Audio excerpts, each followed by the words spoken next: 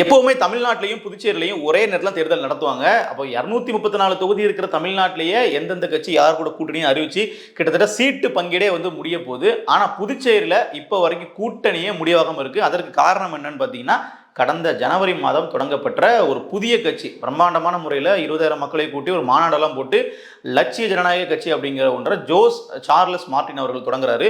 So அந்த கட்சியினுடைய தாக்கம் அப்படிங்கிறது இப்போ புதுச்சேரியினுடைய தேர்தலே பார்த்தீங்கன்னா மாற்றி போட்டிருக்குன்னு சொல்லலாம். ஏன்னா கட்சி தொடங்கின ஆரம்பத்தில் கிட்டத்தட்ட நாங்கள் தனித்து நின்று புதுச்சேரி கைப்பற்ற போகிறோம்னு சொன்னாலும் பின்னாடி இல்லை கூட்டணி வச்சாதான் ஆட்சி அமைக்க முடியும், தனித்து நின்னோம் அப்படின்னா பெரும்பாலான வாக்குகளை நம்ம பிரிப்புமே தவிர நம்மளால ஆட்சி அமைக்க முடியாது அப்படிங்கிறத புரிஞ்சதுக்கு பின்னாடி அப்போ யார் கூட கூட்டணி போகலாம் அப்படிங்கிற சிந்தனைக்குள்ள இப்போ அந்த கட்சி வந்திருக்காங்க. ஸோ இதனாலேயே பார்த்தீங்கன்னா இப்போ புதுச்சேரி அரசியலில் ஒரு மாறுதல் ஏற்பட்டிருக்கு. ஏன்னா மற்ற கட்சிகளுக்கு கூட்டணி சேர்த்துக்கிட்டு அதிகப்படியான சீட்டுகள் கொடுத்துட்டோம் அப்படின்னா இப்போ இந்த கட்சியை உள்ள எடுக்கணும்னா நமக்கு பல குளறுபடிகள் இருக்கு இல்லையா. அதனாலே பார்த்தீங்கன்னா இப்போ வரைக்கும் கூட்டணி முடிவாகவே இருக்கு.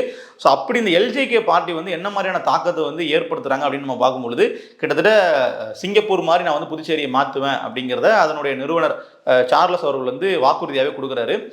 கூடவே சிபிஜி நிறுவனம் சிங்கப்பூரை இன்னைக்கு இந்த அளவிற்கு மிகப்பெரிய வளர்ந்த நாடாக மாற்றியதற்கு காரணமே அந்த நிறுவனத்தினுடைய உழைப்பு. அப்ப நாங்க அந்த நிறுவனத்து கூட புரிந்துணர்வு ஒப்பந்தம் போட்டிருக்கோம். கிட்டத்தட்ட புதுச்சேரி அதே மாதிரி நாங்க மாற்ற போறோம். அதற்கான செயல் திட்டங்கள் என்ன அப்படிங்கிறதையும் அவர் சொல்றாரு. அதே மாதிரி எக்கச்சக்கமான நலத்திட்டங்கள் கிட்டத்தட்ட பாத்தீங்கன்னா அவருடைய பேக்ரவுண்டே ஒரு தொழிலதிபர் அப்படிங்கிறதுனால சொந்த பணத்தை செலவு பண்ணி பல்வேறு நலத்திட்டங்கள் தொடர்ச்சியா கொடுத்துக்கிட்டே இருக்காங்க. இது இந்த புதுச்சேரி மக்கள் மத்தியில் மிகப்பெரிய அளவுல ஒரு வரவேற்பு பெறுது.